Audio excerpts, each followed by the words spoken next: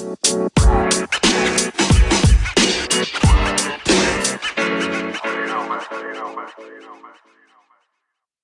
if you're listening to this, welcome back to another episode of A Breath of Fresh Football. Logan, man, we did it. We are recording after the last weekend. So this past Sunday was week 8 of the NFL season, and we made it. We finally got a recording in after Sunday and Monday's games. So how you doing? I'm good, actually. I'm excited to be recording again. So a lot has really happened since we last recorded. Man, I got disappointing news that J.J. Watt is out for the season. That was before Thursday's game last Thursday, and man, I was upset about that. And then it happened. You called it, and the Arizona Cardinals lost to the Green Bay Packers. They did. I couldn't send you that message fast enough about J.J. Watt. I love J.J. Watt, but man, just to hear that, it was awful. But I'm like, I had to send this go. I have to. It's becoming a real shame because it was like I saw a meme and it was like the Hulk. It was like the first 7 weeks of the season, J.J. Watt is like the Hulk, and then the next picture was the Hulk after he did that snap in Endgame and he couldn't move his arm because it was like fried or whatever. And it's because J.J. Watt just gets hurt every year. And it's becoming a trend. And it sucks because, we gave him a 2-year, $30 million contract and he gets hurt, 7 games into the season. So, and it's really, the thing is, he got hurt in the previous week's game against the Texans, and he played the whole second half with those injuries. And, man, he has toughness, but playing through that injury probably is costing him the rest of the season now. Yeah, I feel bad for J.J. Watt. He hasn't had a healthy season in a couple of years, and I just hope he can stay healthy because I love watching J.J. Watt. Yeah.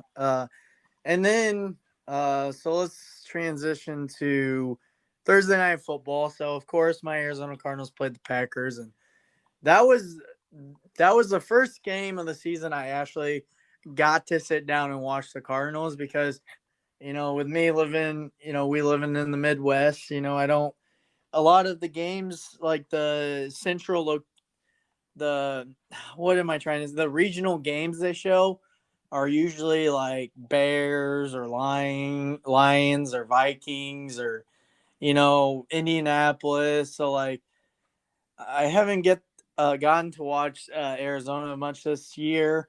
And it was nice to be able to sit down, watch a primetime game with my team in it.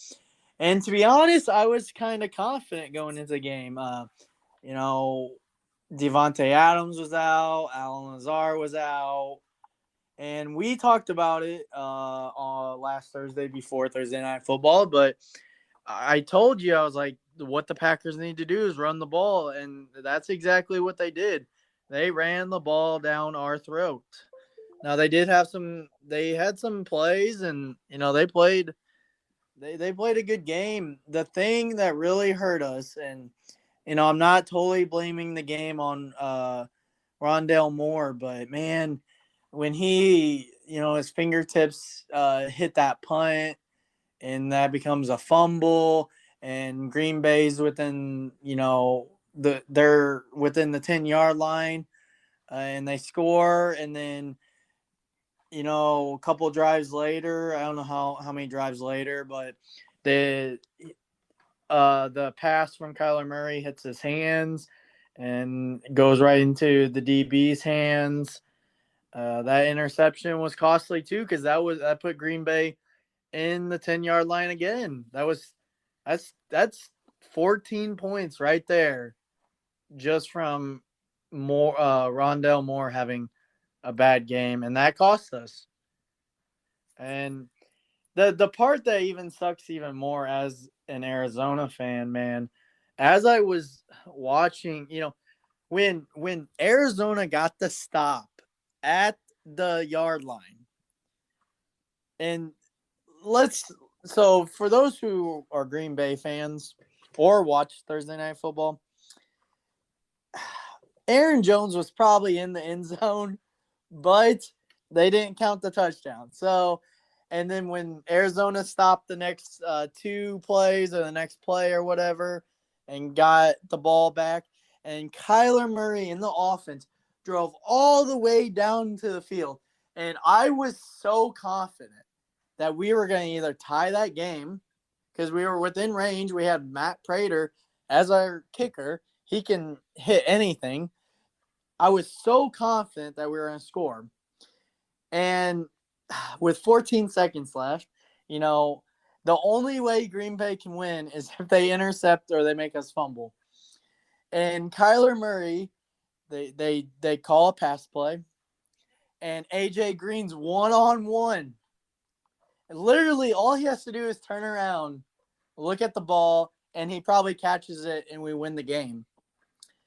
He doesn't even look at the ball. The ball goes right past his head, right into Douglas's hands. And Douglas used to play for the Cardinals, and they released him. No, so he was on our practice squad this year.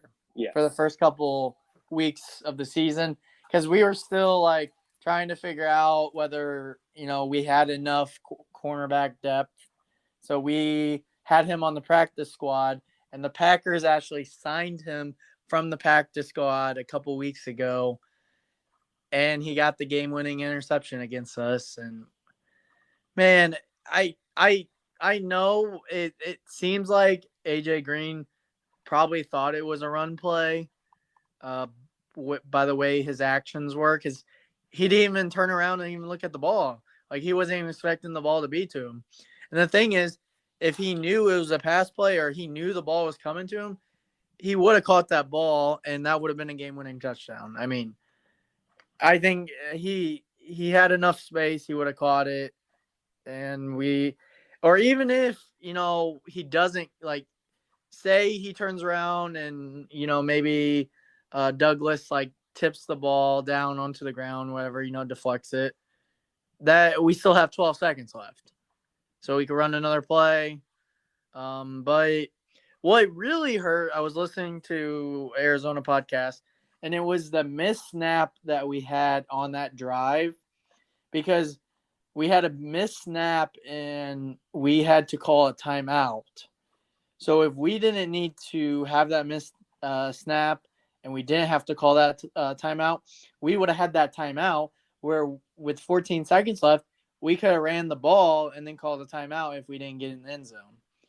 So, again, the part that hurt the most was that we were just so close. I mean, literally after that interception, I literally told my girlfriend, I was like, I'm so sad. I'm going to bed. I couldn't believe what happened. So, kudos to you. You called it and you were right. So, but going